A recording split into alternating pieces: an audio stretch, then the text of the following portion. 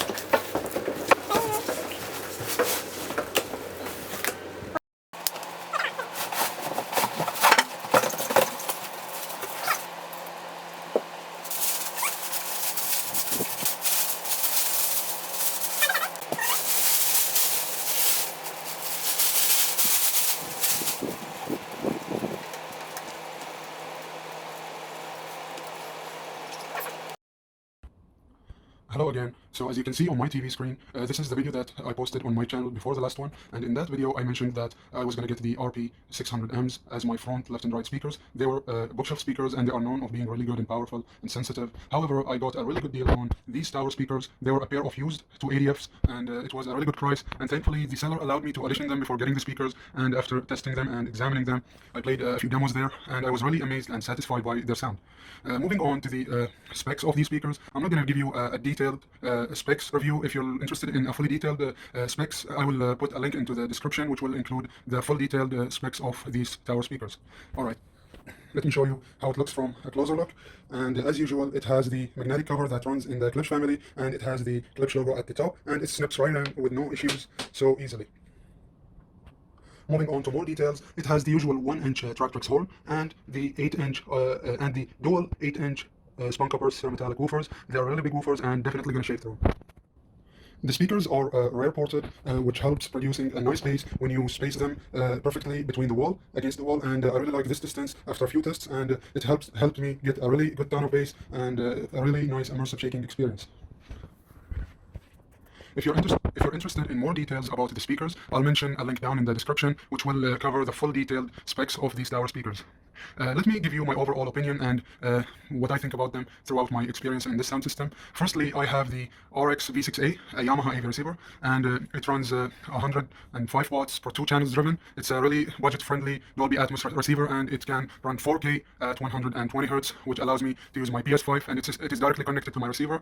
And I have the Sony X900H here. Anyways, let's go back to the speakers. The speakers, in my opinion, are a great pick, and they are steel, and it definitely made me not use the subwoofer here. I have an old Sony subwoofer which I stopped using after getting the speakers because I set the speaker configurations to large. I mean the 280Fs, I set them to large in the speaker configurations at the settings of the AV receiver, which allowed me to get them to full range and helped me get a really nice low frequency bass. It can get as low as 40 Hz on my AV receiver, which is really amazing and definitely shaking my room. And as you can see, I have a really small room here. I have the R41 here as my surround speaker, and I have the Kenwood, a pair of Kenwood overhead as my Dolby Atmos speakers. If you're interested in a tower speaker, I definitely recommend the RP-280Fs. They are the almost equivalent speakers to the RP-8000Fs, and the difference is that the 8000F is the newer model, and they changed a little bit of the physical look and its high frequencies. But in general, after auditioning the 8000F, I can see that they're almost the same, and I couldn't hear much differences. And look at the RP600C here. This is the new model, which looks like the 8000F. They have the orange ring here around the drivers and around the tweeter. So if you get a good deal on the RP-280Fs, I definitely recommend them because they are similar to the 8000 and they come at much cheaper prices. So if you're on a budget, highly recommended, and enjoy. Moving on to the demos part.